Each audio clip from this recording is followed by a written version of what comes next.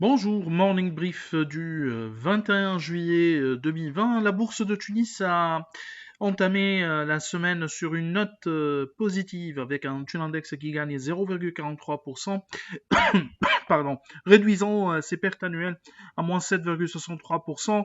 Volume de modeste, hein, de moins de 2 millions de dinars sur le marché central, 1 960 000 dinars, dont 426 000 dinars sur ce type papier, SFBT plus de 361 000 dinars échangés sur la brasserie, Delis Holding plus de 144 000 dinars, 5,64% de hausse pour Servicom qui affiche la plus forte hausse de la journée. Tawassul gagne 4,54%. Sotrapil prend 4,43% et une progression de 3,27% pour Tunisair. Côté baisse, l'AMS cède de 5,17%. Gifilter corrige de 3,33%. ATB, un repli de 2,94%. Sopat, un recul de 2,72% et l'atelier meuble intérieur qui lâche 2,38%. Alors pour les indicateurs d'activité, principaux indicateurs d'activité lors de ce morning, je vous invite bien sûr à nous suivre sur le live chat, mais également sur notre site pour ce qui est des latest. Donc, Delis Holding a annoncé des revenus T2 2020 en hausse de 9,9% à plus de 266 millions de dinars grâce à l'augmentation de 10,2% des revenus locaux. La crise Covid-19 donc n'a pas ainsi affecté les ventes du leader tunisien des produits laitiers. Sur l'ensemble de ce CS1 2020, les revenus ont progressé de 15,5% à 531 millions de dinars. Donc on est à des revenus trimestriels qui sont presque autour de, sur une moyenne autour de 266 millions, un peu plus de 266 millions de dinars. L'endettement se situe à 223 millions de dinars contre 188 millions de dinars l'année au 31-12-2019, la fin de l'année 2019. Tunisie Valeur a réalisé un chiffre d'affaires T2 2020 en recul de 4,2% à 3 937 000 dinars, et ce malgré la hausse des revenus d'intermédiation de 17,9% à 1 million de dinars.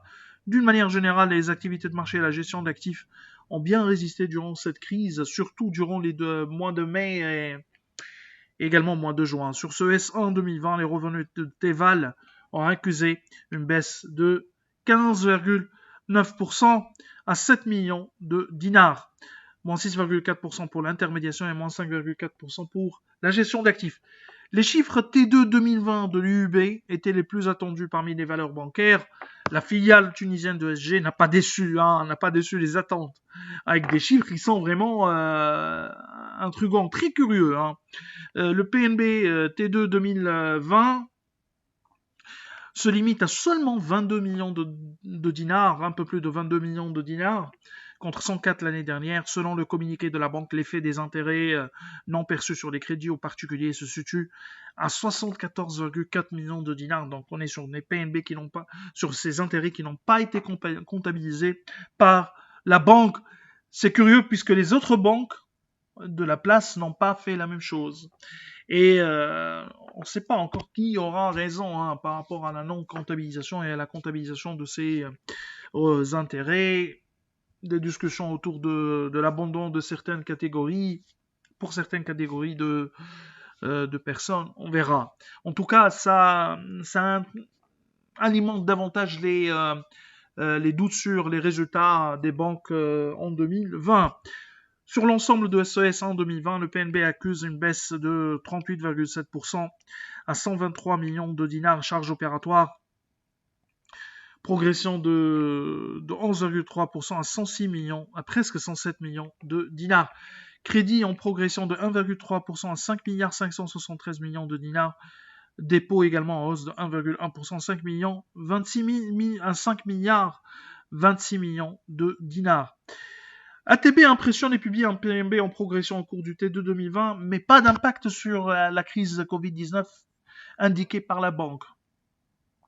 On est sur une hausse de 5,4% pour le PNB, à deux chiffres pour le PNB T2, à deux chiffres pour le PNB S1 2020, à une croissance de 13,5% à 130 millions de dinars.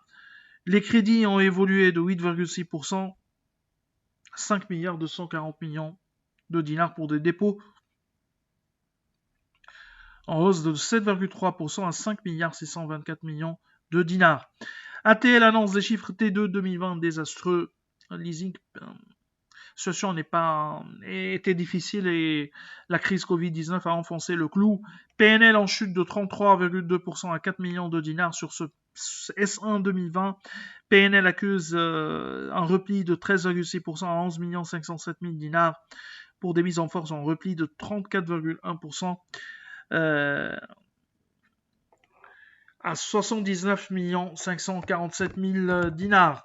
Pour ce qui est de la qualité des actifs, bien sûr, il y a eu dégradation des créances, des engagements du loueur.